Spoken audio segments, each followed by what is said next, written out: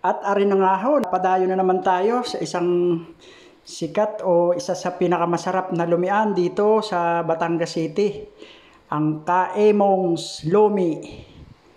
Dito yan sa may Tingga, Batangas City yan. Dumayo tayo, kita nyo naman, daming laging dinadayo, napakadaming nakain. Kaemong's Lumi, yan ang kanilang mga menu.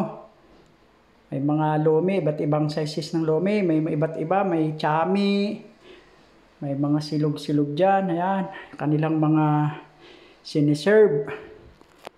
Dumayo tayo dito sa Kaemong's Lumi sa may Barangay Tingga ng Batangas City. Ayan. Siyempre, laging uunahin i-serve nila, ibibigay yung panimpla o pinaka-seasoning nila. Ito, kalamansi, sibuyas, bawang at may sili.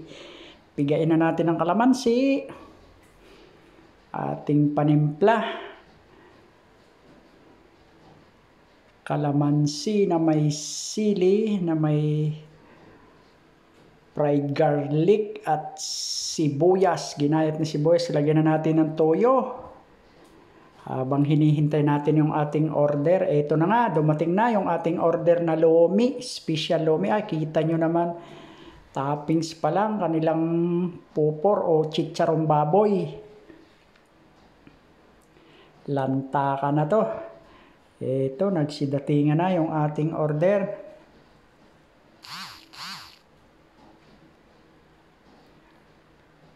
Special lomi, Loming Batangas.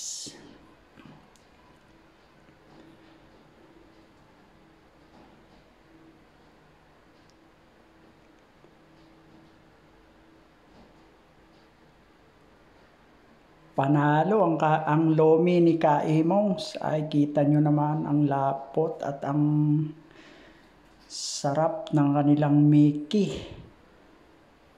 Yan, panalo.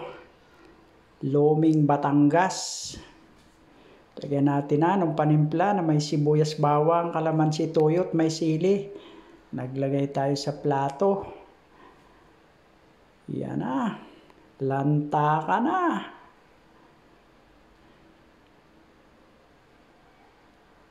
Kainan na.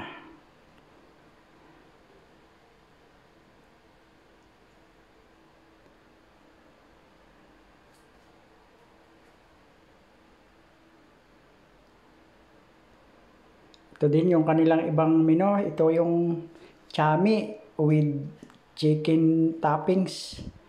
Yung napakalaki ng chicken nila. Chami with chicken toppings. Yan na.